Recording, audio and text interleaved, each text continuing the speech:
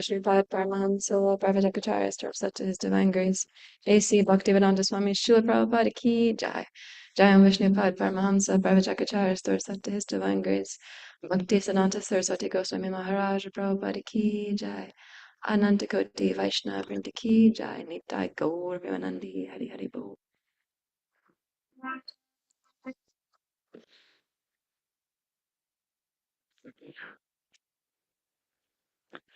Hare Krishna, dearest devotees. Welcome to another ecstatic Bhagavatam class. I'm happy to be in your association.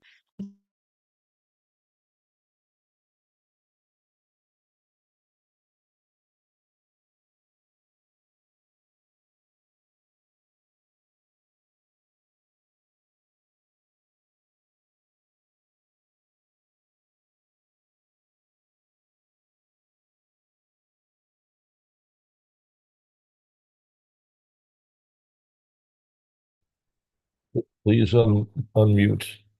Wow, still unmuted, still muted. Sorry. I swear I unmuted myself, but apparently not. Okay. So we're reading from the Srimad Bhagavatam, Canto 6, continuing our readings of King Chitraketu meeting the Supreme Lord. This is text 55. Om Namo Bhagavate Vasudevaya. Om Namo Bhagavate Vasudevaya.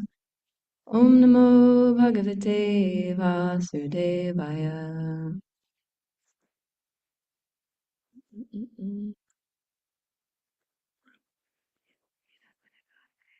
Yena prasupata purusha swapam vedad manastada sukham cha nirgunam brahma tam atmanam avihemam.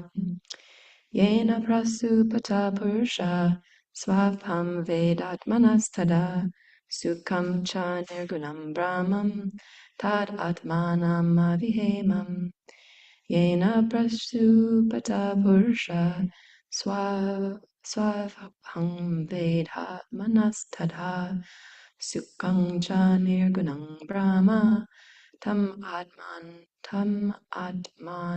avihemam. Anyone like to repeat? Yena prasupta purusha svapna veda manastada sukham cha nirgunam brahma tam atmanam avehimam.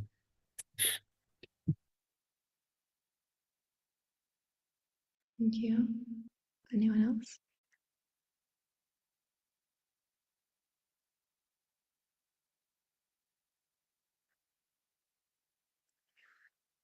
Yena, by whom the Supreme Brahman, Vasupata, sleeping, Purusha, a man, Swapam, the subject of a dream, Veda, knows, Atmanaha, of himself, Tada, that time, Sukham, happiness, Cha, also, Nirgunam, without contact with the material environment. Brahma, the Supreme Spirit, Tam, him, Atmanaha, the pervader, of Vihi, just know, Mam, me. Translation and purport by Srila Prabhupada. Srila Prabhupada Ki Jai. Translation. Know me to be the Supreme Brahman, the all-pervading Supersoul, through whom the sleeping living entity can understand his dreaming condition and his happiness beyond the activities of the material senses. That is to say, I am the cause of the activities of the sleeping living being. Purport. When the living entity becomes free from false ego, he understands his superior position as a spirit soul, part and parcel of the pleasure potency of the Lord. Thus, due to Brahma, even while sleeping, the living entity can enjoy. The Lord says that Brahma, that Brahma, that Paramatma, and that Bhagavan are I myself. This is noted by Srila Jiva Goswami as in his Karma Sandarbha.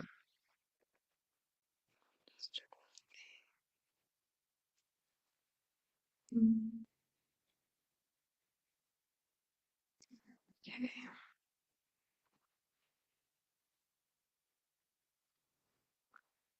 All right. I'm also rostered to read 56.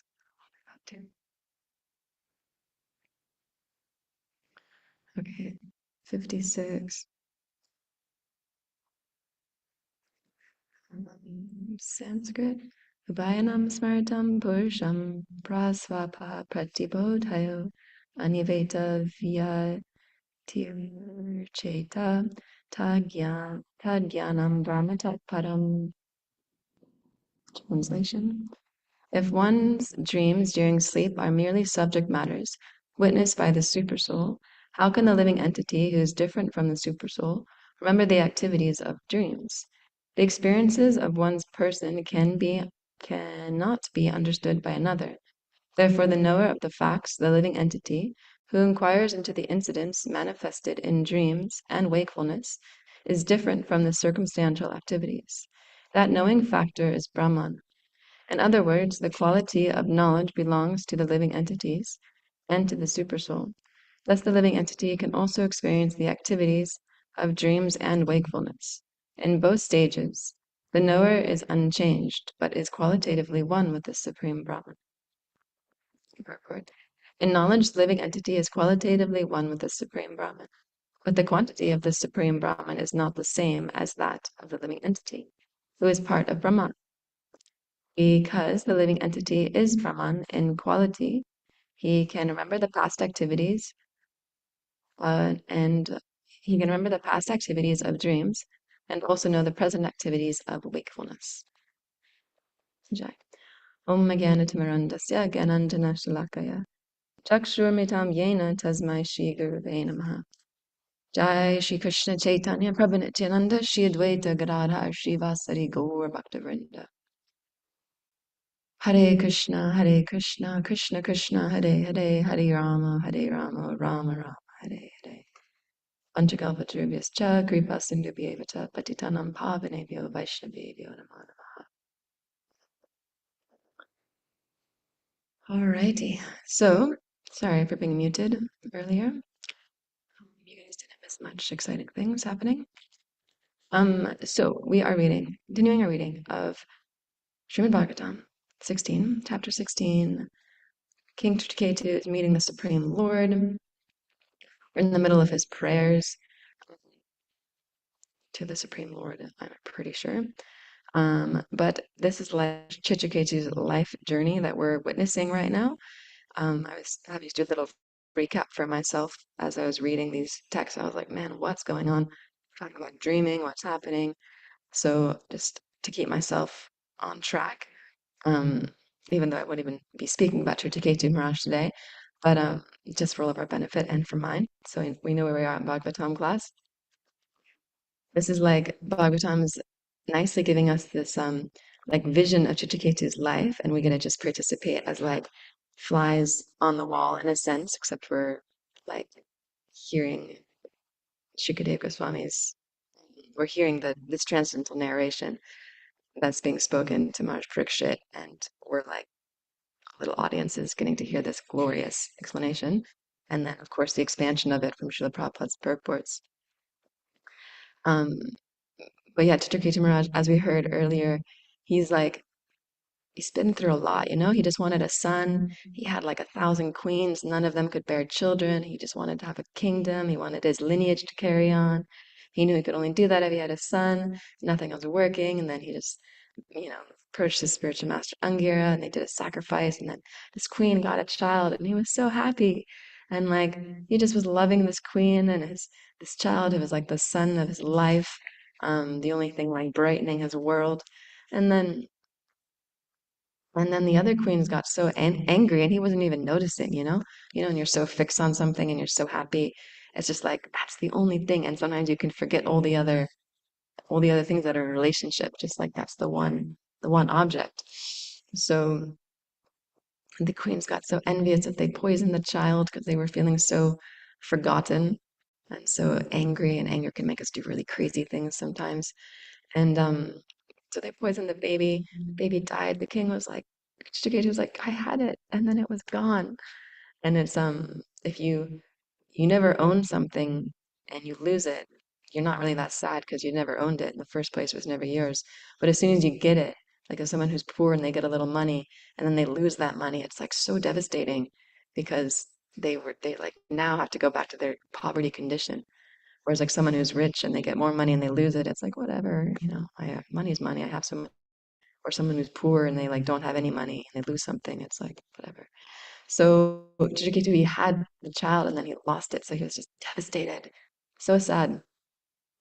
And then he was lamenting, super depressed, like falling over himself, tripping over his like own clothes as he was approaching the um, the son of his, the grave of his son's dead body.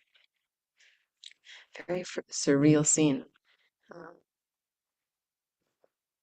won't go into detail. Anyways, so then Angira comes, and he's like, what's up? What's the problem?"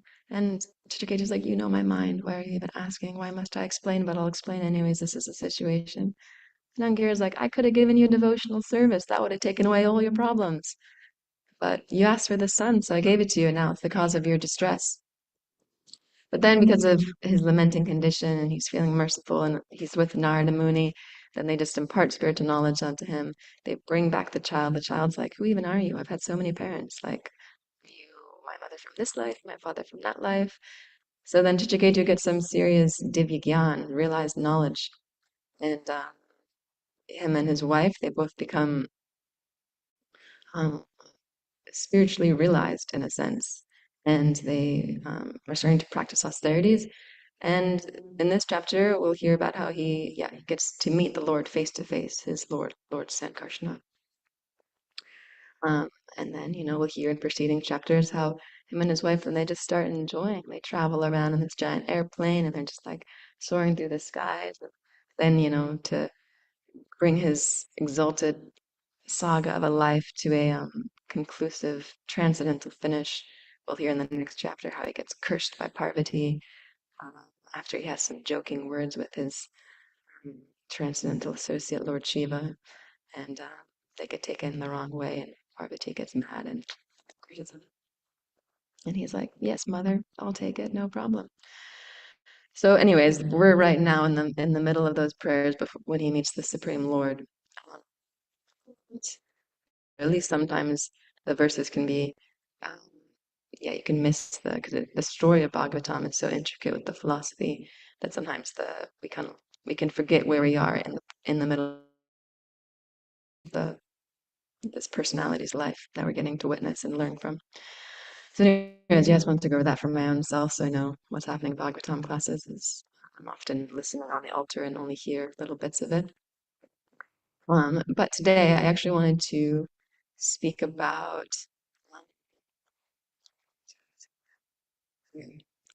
So yesterday, was it yesterday? I think it was Monday, was the disappearance day or the appearance day. Anyways, of Sita Devi, Lord Ramchandra's wife, and also Janava Devi, Nityananda Prabhu's wife. And because I think the Bhagavatam classes were spontaneous, I don't know if they were touched on this point. Again, I was on the altar, so I was only hearing little bits here and there.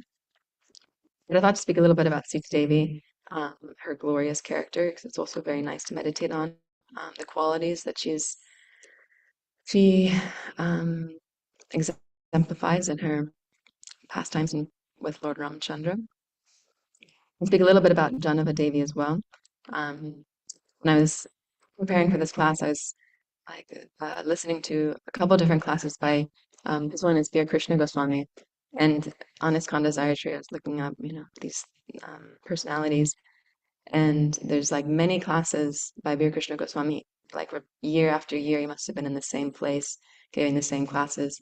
And I was listening to many of them, and all of them, and a couple of them, he speaks so much about the transcendent pastimes of Sita Devi. And then at the end, he's like, "Oh, this year I forgot again to speak about Janava Devi. Anyways, let's see if it happens next year." So, anyways, yeah, I have some things to say about her, but not as much. Um, so So yes, the Gwaliors of Lord Sita Devi. She's considered one of the most chaste women we hear about in um, Srimad Bhagavatam. A couple last year, maybe, yeah, last year. I was doing a study on the chaste women of that we hear about in Vedic scriptures, like the um, 5 most exalted or 10, I remember, most exalted women that are known for their chastity. And in that is Sita Devi. There's also and his wife, and um, Draupadi is in that category as well of like most chaste women. But yeah, Sita Devi is also one of the most highly exemplified for her chastity to Lord Ramchandra, given her ridiculous situation that she got put in. And she still, yeah, was, of course, she's the goddess of fortune. She's the eternal consort of Krishna, Lord Ram. Then naturally, her chastity is transcendental. So, anyways, Sita Devi. So she was, as we know, born from Earth or given from the Earth, Mother Bhumi. Um, some fun facts I didn't realize is that, so of course, her father that took care of her, Janaka Maharaj, he was a king. He was plowing the land because there was a drought, and in the custom, it's customary for the king to be the first one to like plow. So he had a yoke. He was yoking a ox. He's plowing the land, and he came across like a basket in the field, and he picked it up, and there's a beautiful girl, and he was like, "Oh, perfect! I'm child like my him and his wife did not have a child, so they're like, great, we'll take this daughter, we'll raise her." And because apparently, I just learned that when a field is plowed with an ox, it's called Sita. So then he named her Sita Devi because of that. So Janaka Maharaj, he was a Raja Rishi, which is a saintly, like a king who also acts as a saintly person. And yeah, as we were saying, the kingdom at that time was going through a drought. There wasn't a lot of grain. It was like, uh, yeah, not producing a lot in terms of opulence at that time, which was like grain and yeah, cows and all this sort of stuff, milk. And he was running in the city of Mithila. So as soon as he um, started fathering Sita Devi and raising her, then the everything started producing. So then there started becoming grains, and the field started producing grains, and naturally everyone was very happy. So he became very fortunate in that way. And then his wife and him also conceived a daughter named Urmila. So Sita Devi represents the qualities of like chastity, sacrifice, and surrender, which is nice to meditate on, of course, for Vaishnavis. Um, to think about this, it's like you can relate, oh, yes, okay, like this is a woman, I can relate to her. But also for men, it's nice to relate to this as well because these qualities are transcendental and we can appreciate them in everybody, and then also see like, okay, she has these qualities for her husband, um, and she's got these beautiful qualities she exemplifies. Let me see if I can take those qualities and apply them to my spiritual master. Let me see how I can be chaste, surrendered, and exemplify sacrifice for the glory of my spiritual master's service. So of course, we have I'll just like real go through this Ramayan with Sita Devi's character and quality in a very quick sort of way, otherwise we'll be here for many days. Um, speaking about the glorious Ramayan pastimes. So in her childhood, there's this famous pastime with a bow. So Parashuram was, there's many different, I've actually heard and read many different parts of this pastime. But of course, Lord Krishna's and Lord Krishna's and Lord Ram's pastimes are eternal and they're happening in different ways, always. So there's many different ways this pastime's probably happened. That's why there's so many different varieties of it. But anyways, so Parasuram's visiting the kingdom of Mithila. He's visiting Janaka Maharaj, and he has this giant bow that he wants to give Janaka Maharaj, and it's the bow of Lord Shiva. And even to carry this bow, it takes like 50 soldiers just to like move it because it's so heavy. Because Lord Shiva has so much Shakti that this bow is just like imbued with transcendental heaviness. And so he puts it down, and he goes and he visits Janaka Maharaj, and then Yeah, I've heard many ways of this going about. Some say that there was like a ball in the tree and Sita Devi needed it, so she picked up the bow and she like tried to get the ball down. Or some say that a toy had rolled underneath the bow and she lifted the bow, or something. She was just playing with the bow like it was a horse, or it was on the altar and she needed to clean the altar, so she lifted up the bow with one hand and cleaned it. So, anyways, the purport is that she lifted up this bow very easily and was holding it as though it was like a blade of grass, even like her left hand. It was so light. So when Parshuram saw this, him and the king were both like astonished. And Parshuram said, "This whoever marries this woman needs to be of incredible strength and prowess.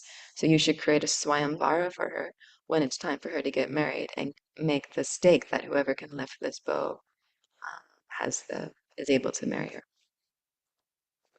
Um, so of course, when the time came for the Swayamvara, it happened to be the same time where Vashishta Muni was traveling with Lord Ramchandra and Lakshmana throughout the forests, and he was rescuing all the different saints and sages who were being attacked by demons, and they heard of the Swayamvara, so they came, and um, Vashishta Muni instructed him, like, okay, you go and lift this bow, because he knows this is the Supreme Personality of Godhead. Um, Vishwamrita, sorry. And so anyways, he goes, he like lifts the bow, he strings it, and then of course this whole pastime unfolds very nicely. Um, so later on, when Dasharas is, he's the father of Lord Ramachandra, he's ruling his kingdom Ayodhya very nicely, but he's getting older and he's thinking, okay, now's a good time to retire. Um, I, I'll install Lord Ram to be the Prince Regent for Ayodhya. And of course, everybody loves Lord Ramchandra. How could you not love Lord Ramchandra? He's the Supreme Personality of Godhead. Just like in Vrindavan, all the gopis they loved Krishna almost more than they loved their own sons. And any opportunity that they got to hold Krishna was like, oh, of course I'll hold Krishna. I love him so much. So there's just a natural beauty and attraction. So in the same way, everyone loved Lord Ramchandra. And Dasarath Maharaj was especially attached to him. But as we know, he has his wife Kaikeyu, and she got bewildered by her maidservant Mantra, and she insisted that Lord Ramachandra be sent to the forest and that her son Bharat be installed as the king regent instead. Which, of course, everyone was just like completely bewildered by. It was like very, what? We thought you loved Lord Ram, and now this is happening. It was a very bewildering situation. Um, and of course, this specific interest, part of this pastime is always interesting to study, and I'd actually like to study it again soon because it highlights the importance of association with the right people. If we take the wrong association, then we can quite easily become very bewildered in our activities, and even the way we think that we thought like we can we can be thinking, oh, this is right, this is the right thing to do, and then just through the wrong association, the way we think just totally changes, and we start to see things differently. Oh, this person is my enemy, and this I don't want to be a part of this place. I don't like that person, and it just totally bewilders us completely. Anyways, I've been thinking about this and a lot recently. Uh, I'll go into it later. So Ramachandra gets banished to the forest, and he goes to his wife and he addresses her. And yeah, I mean, we can read about this last time, but just briefly, he addresses her as Janaki, the daughter of Janaka. Um, and as in this lecture, Pure Krishna Goswami was saying that he says, yeah, often this will happen when there's a grave news that needs to be delivered, or when even in Krishna's pastimes in Dvarka, when he's upset with like one of his wives, like Satyabhama, or they've had an argument, and he calls her what was the name, like Satyajiti, like the daughter of Satyajit, her father. So they address them by the name of like their father when it's a grave matter. So, anyways, Janaki, the daughter of Janaka. And he says, like, do not be aggrieved by this news, and do not lament, do not cry when I tell you this, but I have to leave the city. Please stay here and please take care of your elders while I'm gone." And Sita Devi hears this and she's like, "I'm not leaving you. Like, if I stay here in this palace without you, then this whole place will become the jungle. But if I go to the forest with you, then the whole forest will become a palace because I'll be with you." And, Ram tries to explain to her, "No, you don't understand. Like, this forest is not a place for a saintly lady like you. There's demons, like, there's no proper food. You'll be living in like a cottage made out of wood. You'll be eating and gathering just forest berries. Like, it's is not suitable for you. You're used to royalty." And she's just persisting, like, "I cannot live without you. Uh, If Yeah, I cannot live without you. If I don't go with you, then I'll give up my body because I won't be able to bear the separation of you." And it says, "Surely you're my lord. You're like a lion. You can protect me in the forest when we're there." Um, so in this way, she persists, and Lord Ramachandra's like, "Okay, you can come. No problem. Let's go." So they're in the forest. Of course, Lakshmana's also there. He petitioned the same argument that Sita Devi did, like, "I can't. You're my lord. I have to be with you." So this is nice, this attachment to Krishna, and this attachment to the Supreme Lord, like the idea of not being in connection with Ramchandra was just like not even something that their minds could produce as being an option. Like, if I'm not in connection with you, then I'm gonna just die. Like, I can't function without that. And I was thinking this would be such a nice, for myself, such a nice mentality to develop towards devotional service. Like, without devotional service, my life, like, what's even the point of my life if I don't have devotional service? If I'm not serving my spiritual master, like, what's the point? I might as well just die because I have no purpose in life. So, anyways, I don't have that conviction because I don't act on it. I can at least tell that I don't act on it. But I would like to develop that conviction. Like, my life without Krishna, what's the point? It's useless. So they're in the forest, and of course, there's this pastime where we see not only the chastity of Sita Devi towards Lord Ramchandra, but also the chastity that Ramchandra has towards Sita Devi. Of course, we know him to be, he only took one wife. He took the Ekavrat, one wife. Um, so there's this demon, Surpakana, so the sister of Avana. So I didn't realize this part of this pastime. I had only heard it when I was listening to these lectures by Sri Krishna Goswami, where he was describing how Surpakana was actually married to another demon. They were living in some little demon city. And Ravana came to the city and wanted to overtake it. So he took over the whole city, and in the process of doing that, he also killed her husband. So she was furious. You can imagine not only a woman whose husband's been killed, but a furious demon woman whose husband's been killed. So she was very angry towards Ravana. So anyway, she was wandering in the forest, and she was at the time living with her other two demon brothers in a different place. And she came across Lord Ram, and she saw him, and she thought, "Wow, he's very beautiful. I want to be with him. I want to unite with this person. Who is he?" And she had a benediction from Lord Brahma that she could transform her form. Very common actually for demons, be able to shapeshift. So she shapeshifted into this beautiful woman, but she was a little chubby, apparently. She was a chubby woman. Chubby women are still beautiful, but not when they're demons. So there's this pastime, she went to Lord Ram. Lord Ram's like, "Oh, I'm here with my wife, won't be very kosher, you probably won't like her. But Lakshman's not with his wife, so why don't you go to him?" Then she went to Lakshman, and back and forth like this. They went, and then eventually she realized, oh, they're like tricking me. And of course, that's not a good feeling. When anyone feels like they're being tricked, it's like, good. Unless you've been tricked by Krishna, then it's kind of okay. So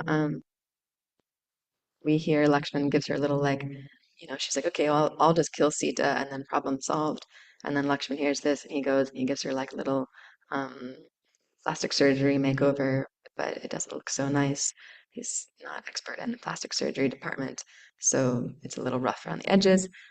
She goes back to Ravana and she complains, but because she wants to get Ravana in trouble because she's still angry, This whole situation is just like excited her anger to the max.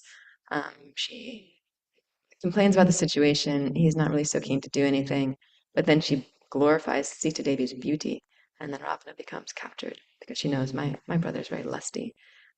I'll just talk about the beauty of this other person's wife, and then he'll want her for himself. So we know this pastime, the golden deer comes in the form of a demon. Demon comes in the form of a golden deer. Marichi, Sita Devi becomes attracted. Lord Ramachandra goes out to kill the deer. He's gone for a long time. Sita becomes worried. She hears the cries of Lord Ram, which are actually the deer, mimicking Lord Ram's voice.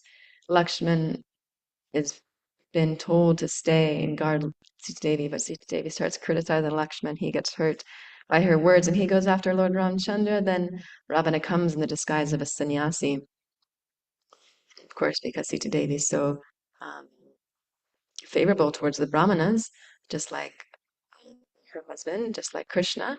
Then she, serves him, brings him some water. She says, "My husband's away, but he'll be back soon."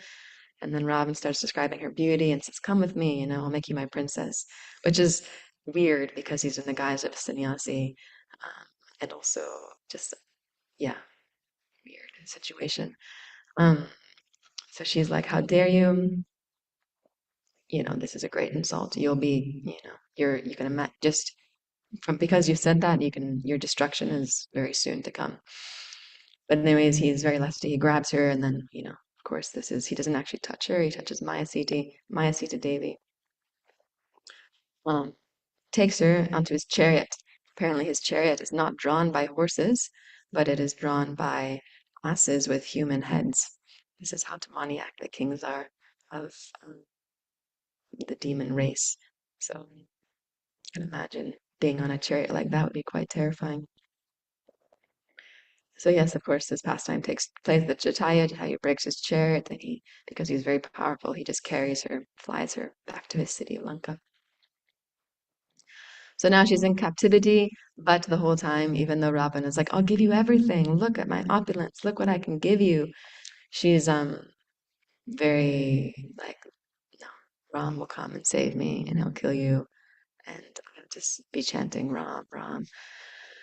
So even though she's being abused by all of Ravana's mistresses, in the shapes of demons in this courtyard, she's still just meditating on Lord Ramchandra. Her body becomes emancipated due to her neglecting her physical self and just focusing on uh, her supreme lord. And even at one point in time, Hanuman comes, this monkey, transcendental monkey, Hanumanji, eternal servant of Lord Ramchandra. And he's like, "I'm here, I can just carry you back. Like, just hop on my shoulders and I'll carry you back to your husband." She refuses his offer with the very glorious statement of, "No, I want my husband to claim the glory of rescuing me." So, yeah, it's very nice to meditate on. And of course, he does rescue her and he kills Ravana in a very great battle. There's a very nice picture of this in the Krishna art book. It's one of these foldable pictures that folds out into four sections. And you can see this how someone's so expertly painted this battle between the monkeys, the gorillas, the monkeys, bears, and the demons in Lanka, and they're fighting. And then this very big Ravana demon with an arrow being shot through his heart, and Lord Ramchandra looking very effulgent, Lakshman. It's a very beautiful picture. And of course, a short little Ramayan pastime. So he brings her back to Ayodhya, to the capital, but he needs to prove her chastity because, of course, the people are like, she's been in the house of someone else for years. Is she really chaste? So, on the repeated request of many great personalities, they light a fire and she walks through it, and when this Maya Sita walks through, then the real Sita Devi comes out the other side, proving her chastity that, the whole time she was faithful to her Lord. So they're living for some time there, and then there's this hearsay from one washerman whose wife came home late one day, and he was angry with her, and he said, "I'm not like that, Ram. I can't just accept a woman who's been with another man, who's been in the house of another man like you have." So this is happening. There's some other people saying the same things in Ayodhya, and then Lord Ram becomes concerned and he says, "Okay, well, um, he tells Lakshman, what should I do?" And decided, okay, send her to the forest, drop her off in the forest at this time. Of course, we know she's already pregnant with the sons. So she goes and she lives in the ashram of Valmiki Muni, and of course, we know she's raising her children there. And then 15 years later, these two boys appear in Ayodhya, and they, go to the inner quarters of the palace, and they start reciting the Ramayana, and then we find out later these are the two sons of um, Sita Devi. And at one point in time, while she's living in the ashram of Valmiki Muni, um, someone says, like, you should bring her back, bring her back to the capital. And Ramchandra says, okay, like, I'll bring her back if she can prove her chastity to all the people. And Sita Devi says, okay, like, she's had her children at this point in time. They're being raised nicely by Valmiki Muni in the ashram. And so she, makes a prayer, like, if I've ever been faithful to my husband, Lord Ramachandra, then let the earth, like, take me back, let me enter into the earth. So then Mother Bhumi comes, opens the earth with a beautiful throne. She gets on it, and they both go back into the earth. And then, of course, Lord Ramchandra hears this, and he's completely devastated. But this shows the transcendental attachment of Rila, Rilam, Rilam, Rilabhav. Anyways, the Rilabhav, the attachment of being separate, increase the attachment more. So, yes, we see this in Lord Ramachandra's pastimes as well as Sita Devi's pastimes. And then, Ram shows his chastity to Sita Devi by not reclaiming another wife, but instead having a golden form of Sita Devi constructed. And then when he's performing sacrifices, he sits next to this golden form of Sita Devi. Although Sita Devi is always with him, just like Krishna is always in Vrindavan, he never leaves Vrindavan, although we cannot see him with our present eyes unless we have transcendental vision, the vision of the pure devotee, then we can witness this. But in the same way, Sita Devi is actually always present with Lord Ramchandra, although no one else can see her. He can knows that she's there. So that's my short summary of the glory of Sita Devi. Since it's her appearance recently, it's nice to hear about these personalities. We can read about them on ISKCON Desire Tree, or I'm sure there's many pastimes of her through different shastras. We can read about her through the Ramayana, etc. So a quick summary of Janava Devi. So this is the wife of Lord Nityananda Prabhu. She is a Ananda Manjari, I think, in the spiritual world.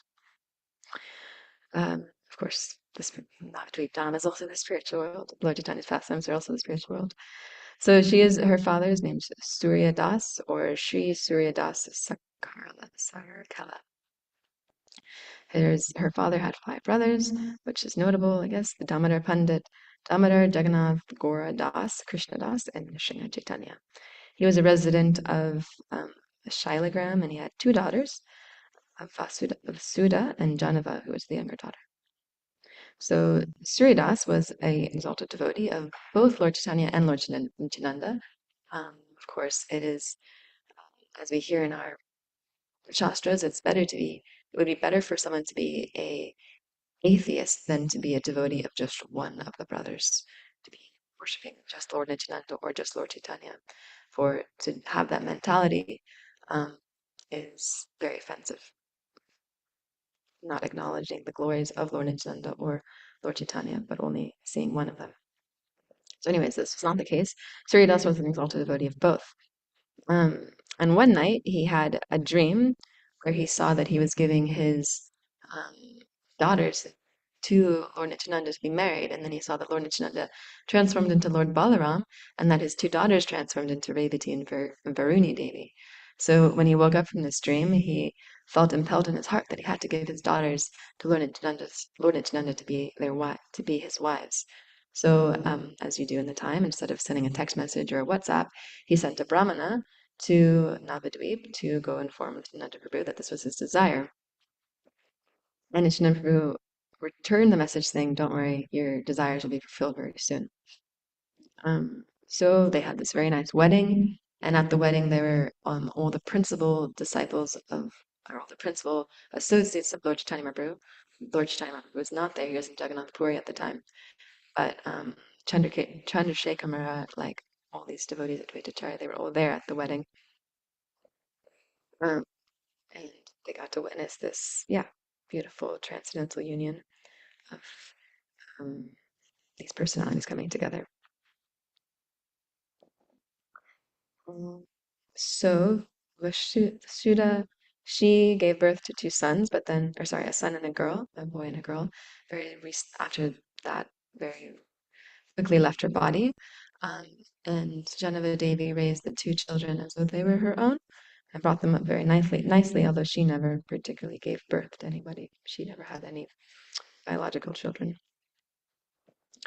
And then when Lord Chaitanya left this world, Lord Nityananda left shortly after, and then many of the principal associates also started leaving the world, going back to the spiritual world, going back to, yeah, attain a different spiritual position. But Janava Devi decided to stay on. She could have also left at that time, but she decided to stay on and propagate the Sankirtan mission in Navadvip and all around India. Um, she initiated her son, Vibhadra, as well as many other members of the Vaishnava community. Major figures in Mahaprabhu's lineage took shelter at her lotus feet, and personalities like Narottam Das Thakur, Srinivasacharya, Shyamananda Prabhu all accepted her as the most prominent Vaishnava in Bengal. So this is quite amazing. She's quite empowered. The Vaishnavi, uh, yeah, amazing Vaishnavi preacher, which is very inspiring, of course. She performed many very far out transcendental pastimes, including like transforming Muslim soldiers into Vaishnavas. And yeah, there are many like um, raids that happened, and she was, yeah, there protecting the devotees from very dangerous situations. And of course, she went on pilgrimage to many different places in India, including she went to Eka Chakra, which is where Lord Nityananda Prabhu took his early childhood pastimes. And she was absorbed in remembering Lord Nityananda at those times. And then this is very nice, I was reading this, when she ended up finishing up her pastimes, of course, her pastimes are, there's a very long description of her glories on um, the ISKCON Desire Tree personality pastimes. But this was very nice. When she ended up finishing her pastimes, she was entering the temple um, and of Sri Gopinath. And she entered the temple and closed the door, taking darshan. And then the deity Sri Gopinath caught her hand and pulled her onto the altar and sat her next to him. And then she transformed into, yeah, a deity next to him on the altar. And when the devotees found her, like they opened the door and they found that she had transformed into this golden deity manifest on the right side of Gopinath. So yeah, it's quite, I mean, transcendental and hard to conceive of in a sense because it's so like amazing that it's like, wow, Krishna's pastimes are really something special. They're like quite beyond I find them at least quite beyond my like, um, yeah, like I find them hard to understand sometimes because it's like that can't happen to me, or like that I haven't seen that happen in my life. Like the Kali Yuga mentality of if I can't see it, then it's not real. Um, which is, yeah, so unfortunate for myself. But so it's amazing to hear about them because it's like, wow, that really happened. Um, and there's like these personalities, you can find them even in like Western, like if you look at it, if you Wikipedia somebody, like that personality existed. They lived, they were real. We can't just say like, oh, that's, mythology. It's like, no, they were there. It's like when people say that Jesus didn't exist, it's like, what? Like he was an amazing personality. There's so much about him. He was actually here on this earth. He walked on this earth. So did Krishna. So it's not like these things didn't happen. They did. Of course, the Western background is like my spiritual master often says about the pastimes of Lord Chaitanya, like they, Western, or not, I can't say Western, but anyways, scientific background will like claim that Lord Chaitanya was a person and that he was a great scholar, Nimai Pandit, the amazing scholar Navadvip, but that at a certain age he just lost the plot and went crazy. But of course, in our Vaishnava text, we know that that's when he actually attained. He didn't attain it. That's when he expanded and illuminated his actual position, and I mean that he entered the higher stages of Baba. So, anyways, yeah, that was just a little sidetracked, but I wanted to talk about these personal lives today because for myself, I wanted to hear about their glorious pastimes and, yeah, really meditate on these qualities of chastity, surrender, and sacrifice, which are in both of them, in Sita Devi and her exalted pastimes, and in Janava Devi, reading about her pastimes as well, like, you know, so chaste, always so chaste to her husband, but also always so chaste to the Sankirtan mission.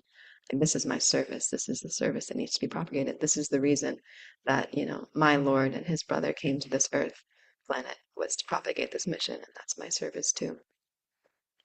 Um, and then, yeah, sacrificing so much.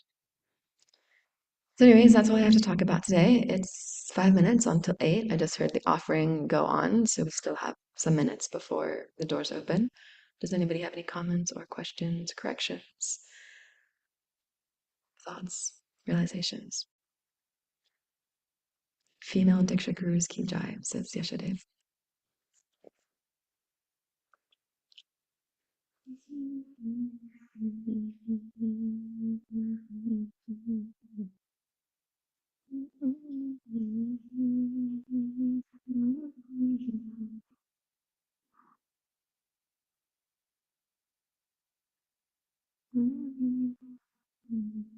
One of my takeaways is from the glorious pastimes you were telling is that point you were making, that like without Krishna and devotional service to him, what's the use of my life? Yeah, that's a nice point to meditate on. What's the point of my life without devotional service? At least for myself, I can think, okay, if I don't have devotional service, if I'm not serving my spiritual master's missions, then what's the point of my life? I actually can't think of anything. I don't really think I have a point in my life if I'm not connected to my service, the service of my spiritual master, or his spiritual master, Srila Prabhupada. Yeah, there's no point. That's why this so nice devotional service aspect is, my spiritual master says that if you have devotional service, that's your real wealth. You should gauge your wealth based on how much devotional service you have. So in that sense, here at Gita Nagari, could say that I'm a millionaire, but not really. I'm not taking advantage of all the service I have here. But yeah, the devotional service is their real wealth. Being connected to, um, being connected to the mission of Srila Prabhupada gives us a reason to live. I remember feeling that. I hopefully can always feel like that. That before, when I was um a Kali Yuga Bhakta, and my whole aim of life was how I can enjoy my senses to the max capacity, and putting myself in very many life-threatening situations to do that. And then finally coming in contact with the devotees and feeling like um, some sea creature that's been finally washed up on shore after being in the water for too long. Um, and it's like, wow, yeah, I actually have a reason to live now. Like before, I didn't really have one. There wasn't really anything that was like propelling me forward in life. Um, yeah, I didn't have anything at all. Even in school, I was always like, what's the point of life? Like, what are we supposed to do? Um, why are we here? And all my teachers were like, oh, it's to be happy, or you'll figure out when you get married, or when you have a job, or, when you're working. And I was like, I don't know. It just kind of seems like there's not much going on here. Um, of course, the material energy is very bewildering and has the illusionary energy. It's called the illusionary for a reason because it puts you in illusion to think that you're actually enjoying and there's actually a reason for your life.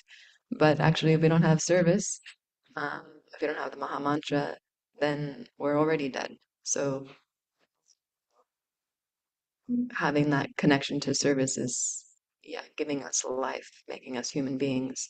Otherwise, was it Surpa said in the class the other day, Nitai Pada, no, not Nitai Pada. I can't remember. Anyways, he called us two-legged animals. Um, the Sanskrit word for it, two-legged animals. So we don't want to be like that. We want to be um, two-legged devotees, many-legged devotees. Yeah, and then our mission in life is complete. We get to serve. Even just being able to chant these flags. Go away. Then our life's complete. Anyways, I could say that a million times in a million different ways, and probably the same, would just end up saying the same thing. Good point. Thank you for highlighting that. 2 minutes before the altar opens. Anything else?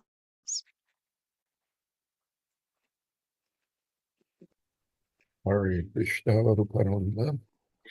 You can always count on you to tell some wonderful stories of Krishna Lila. I'm appreciating your storytelling skills. I'm wondering if anyone besides me is curious to know why King Janaka was plowing a field. Why is a king plowing a field? Would you happen to know? I don't know, but in this lecture that I was listening to by Bir Krishna Goswami, he was saying that it was the custom, I guess, of that village that the king be the first one to plow the field. So like, but he like leads the way in the plowing of the field. But I don't know exactly why that's the case. That's Yeah, just depending upon the version of the Leela, if you're in the Valmiki Ramayana, Balakanda, um, I think it's described that King Janaka was performing a particular sacrifice which involved plowing the field. It was and the sacrifice was performed. It was preparatory. It was part of a larger sacrifice for the purpose of trying to conceive a child. Um, King and the Queen were both trying to conceive a child and were childless. Um, so the act of plowing was a kind of sacrifice, supposed to symbolize humility, and king is supposed to personally participate in that yoga, actually doing the plowing himself. mm. Anyway, that's my understanding. I curious about that for years. I've always wondered, why is a king in a field in the first place? Why is he plowing? It seems incongruous, but anyway, that's what I learned. Thank you again for a wonderful class. Sorry, Krishna. Hare Krishna. Thank you. Yeah, that makes sense. A lot more sense than him just plowing it for a random reason. Jai. Kantaraj Srimad Bhagavatam ki jai. Srila Prabhupada ki jai. Sri Sri Radha Damodara ki jai. Sri Sri Radha Damodara ki jai.